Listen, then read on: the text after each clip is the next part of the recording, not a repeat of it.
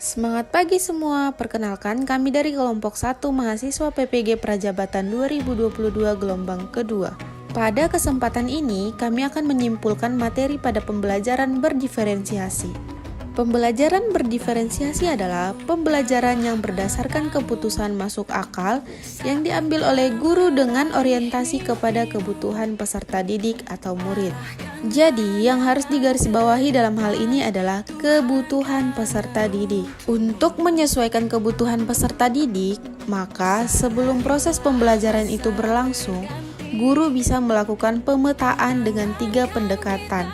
Yang pertama, pendekatan kesiapan belajar untuk melakukan sesuatu. Untuk melakukan pemetaan berdasarkan kesiapan belajar, seorang guru bisa seperti equalizer.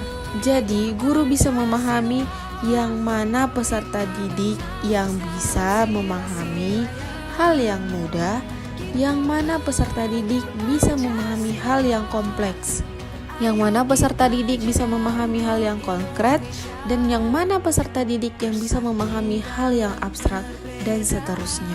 Yang kedua, guru harus bisa melakukan pemetaan menggunakan minat. Pemetaan minat murid bisa berdasarkan minatnya terhadap sains, bisa berdasarkan minatnya terhadap seni atau prakarya, bisa juga minatnya terhadap olahraga. Kemudian yang ketiga, pemetaan berdasarkan profil belajar. Kalau berdasarkan profil belajar masih banyak efek yang harus dipertimbangkan.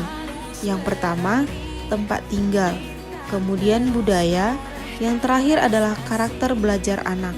Sepanjang pengetahuan kita, karakter belajar anak ada 3.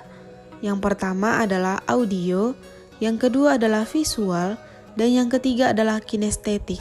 Oleh karena itu, petakan anak-anak kita yang mana karakter belajarnya. Apakah dengan cara audio, visual, dan yang mana yang kinestetik. Nah, dalam proses pembelajaran tadi, pembelajaran berdiferensiasi, guru bisa menerapkan 3 strategi dalam kesempatan kali ini. Yang pertama adalah pembelajaran berdiferensiasi konten. Yang kedua, pembelajaran berdiferensiasi proses.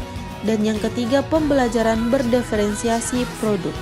Lalu, bagaimana pembelajaran berdiferensiasi ini bisa memenuhi kebutuhan murid serta memenuhi hasil belajar siswa? Tentunya setelah kita melakukan pemetaan, maka seorang guru wajib menerapkan strategi yang berbeda, media yang berbeda. Contohnya, setelah diputuskan siswa yang kinestetik sudah ada, siswa yang visual sudah ada, dan siswa yang audio sudah ada, maka media yang dipilih oleh guru tentunya tidak boleh hanya sekedar bacaan. Kalau hanya sekedar bacaan, guru hanya mampu memenuhi anak yang visual, sementara anak yang audio tentu saja tidak terpenuhi. Oleh karena itu, media yang dipilih guru untuk memenuhi ketiganya adalah menggunakan video pembelajaran.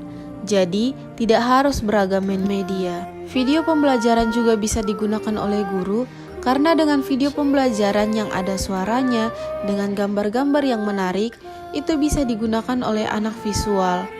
Nah, anak visual akan senang dengan gambar-gambar yang menarik dan akan sangat tertarik melihatnya. Kemudian dengan anak yang audio, dengan adanya suara, ada musik, maka dia akan tertarik untuk membaca atau menyimak materi yang ada. Untuk anak yang kinestetik pun, dia butuh bergerak. Videonya kita putar tetap bisa menggerakkan anggota tubuhnya. Jadi pembelajaran berdiferensiasi menjadi salah satu solusi untuk memenuhi kebutuhan belajar anak. Demikian juga berdasarkan minat anak yang olahraga. Kita berikan umpamanya dalam pembelajaran bahasa Indonesia, maka berikanlah teks-teks yang ada kaitannya dengan olahraga, sehingga dia bisa menghubungkan dengan skemata dalam pemikirannya. Demikian juga dengan anak yang suka dengan seni, maka berikanlah teks-teks sesuai dengan kriteria KKM literasi membaca. Stek kaitannya dengan yang berkaitan dengan seni, sehingga dia bisa menghubungkan dengan skemata, sehingga dia ketika menjawab soal-soal itu, dia akan lebih jauh maksimal. Dengan dipenuhinya kebutuhan murid, diharapkan hasil belajar akan jauh lebih maksimal. Apalagi ketika kita memetakan anak itu berdasarkan kesiapan belajar. Kita tahu bagaimana anak dengan kemampuan yang rendah yang sedang, dan yang tinggi. Maka berikanlah soal yang beragam. Jangan disamaratakan soal yang memiliki kemampuan tinggi, sedang, dan rendah. Otomatis hasilnya tidak akan pernah sama. Nah, inilah keuntungan kita menggunakan atau menerapkan pembelajaran berdiferensiasi dalam pembelajaran di kelas. Nah, selanjutnya bagaimana hubungan pembelajaran berdiferensiasi dengan materi-materi pada modul-modul sebelumnya? Menurut kami, kaitannya sangat erat, terutama kita kaitkan dengan pemikiran Ki Hajar Dewantara. Dalam pemikiran Ki Hajar Dewantara, proses pembelajaran itu harus memperhatikan kodrat alam. Sebagaimana kita ketahui, kodratnya anak-anak itu adalah bermain, menyenangkan. Karena demikian, di pembelajaran berdiferensiasi memetakan berdasarkan kebutuhan anak. Jadi dipetakan tadi, kalau anak tadi memang asalnya dia sudah visual, audio, dan kinestetik, maka petakanlah dan hubungkanlah dengan pembelajaran dan dengan konsep pemikiran Ki Hajar Dewantara. Kemudian kodrat zaman.